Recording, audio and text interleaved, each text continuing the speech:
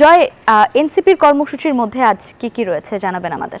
ধন্যবাদ লাবিবা আপনাকে। আপনি যথার্থ বলছেন যে দেখতে দেখতে কিন্তু 1 বছর পূর্ণ হলো যে জুলাই বিপ্লবের। চট্টগ্রামে যে প্রথম প্রহর, সেই জুলাইয়ের প্রথম প্রহরে প্রদীপ প্রজ্বলনের মধ্য দিয়ে শুরু হলো মাসব্যাপী আনুষ্ঠানিকতা। চট্টগ্রাম মহানগর বিএনপির আমার পাশে আছেন সদস্য সচিব আছেন নাজিবুর রহমান, আপনাকে স্বাগত।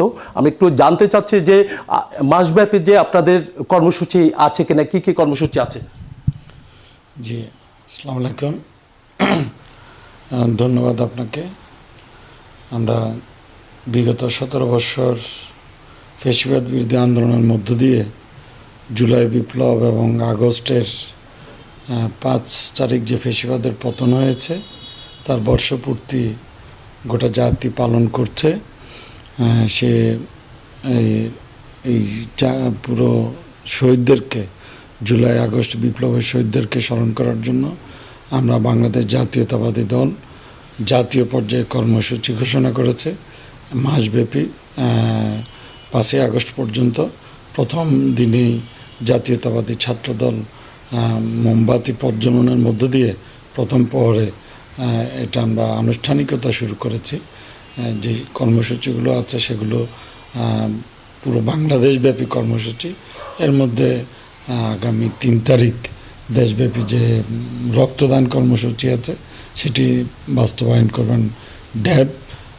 আমরা চিটাগাঙ্গে তাদেরকে সহযোগিতা করব এবং অন্যান্য যে সমস্ত কর্মসূচিগুলো আছে, আমাদেরও একটি কর্মসূচি আছে, সেটি হলো আমাদের সম্ভবত 5 তারিখ, সেটা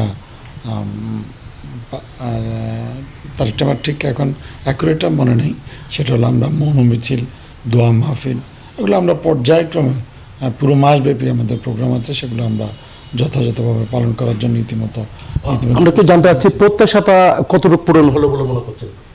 না, প্রত্যাশা যে শহীদদের যে প্রত্যাশা, যেটা একটা গণতান্ত্রিক বৈষম্যহীন সমাজ ব্যবস্থা, সেটা এখন আমাদের পূরণ হয়নি।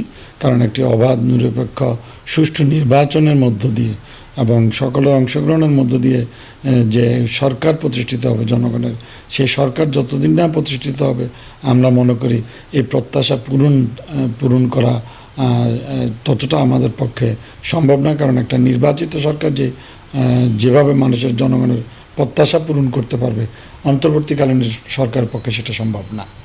অনেক ধন্যবাদ। এই ছিল আমার এখানকার সর্বশেষ। বান্ডেল থাকলে প্রতি সেনমানিতে টাকা বাঁচবে।